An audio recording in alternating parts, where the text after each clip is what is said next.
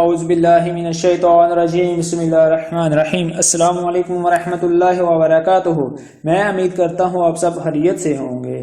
حضرت ابو ہریرہ رضی اللہ تعالیٰ عنہ کا شکر کا جذبہ اور ان کا تقوی۔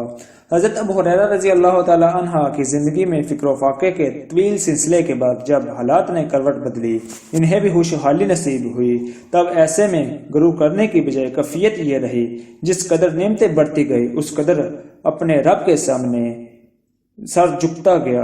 اپنے خالق و مالک کے لیے دل میں شکر اور احساس مندی کے جذبے پیدا ہوتے رہے۔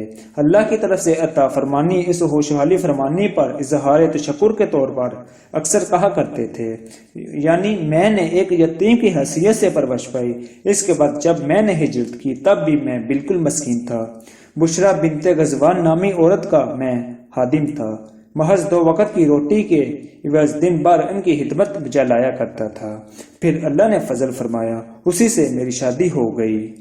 بشرا بنت غزوان کی شادی کے بعد حضرت ابو ہریرہ کے حالات بدل گئے، آسودگی بھی آ گئی، شادی بھی ہو گئی، اور پھر اللہ نے گھر بار اور اولاد بھی عطا فرما دی۔ جس حال میں بھی ابو ہریرہ ہوئے اس حال میں بھی اللہ کا شکر ادا کیا۔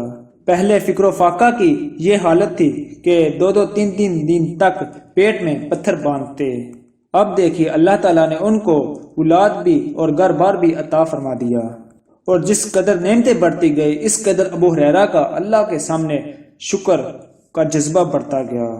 تنگ دستی فکر و فاقہ کی بجائے اب خوشحالی کے دور میں بھی حضرت ابو ہریرہ کا تقوی، پرہیزگاری اور فکر آخرت کا وہی جذبہ، وہی معیار برقرار رہا۔ خوشحالی کے اسی دور میں بھی یہ سلسلہ اور یہ سفر مسلسل جاری رہا، حتیٰ کہ ایک وقت ایسا بھی آیا جب یہ والی مدینہ یعنی مدینہ اور اس کے ارد گرد علاقہ کے گورنر مقرر ہو گئے۔ اس کے باوجود ان کا یہ معمول تھا ہمیشہ نصف شام کے فوری بعد یہ خود نماز تہجد، عبادت، تلاوت قرآن مجید کا اہتمام کرتے، پھر اپنی اہلیہ کو بیدار کرتے اور ان کی اہلیہ پھر اپنے بچوں کو بھی بیدار کرتی۔ اسی طرح یہ نصف رات ان کے گھر میں عبادت کا اہتمام ہوتا۔ نصف شب کے بعد اذان فجر تک ان کے گھر میں کوئی وقت ایسا نہ گزرتا کہ جب وہاں اللہ عز و جل کی عبادت نہ ہو رہی ہو۔ ہمہ وقت یہ مبارک سلسلہ ان کے گھر میں جاری اور ساری رہا کرتا، اور بلا ننگا ہر وقت اور ہر رات یہ سلسلہ ان کے گھر میں جاری اور ساری رہتا۔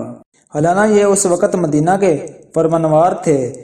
فکر و فاقہ کے بعد اب خوشحالی کا دورہ آیا تو ان کی کیفیت یہ ہوئی کہ نہایت سخاوت فیضی کے ساتھ ضرورت مندوں محتاجوں کی مدد عنایت فرمایا کرتے تھے، ہمہ وقت ان کی خبرگیری کیا کرتے تھے اور ان کے لیے ضروریات زندگی کی فراہمی سے متعلقہ انتظامات میں مشغول رہا کرتے تھے۔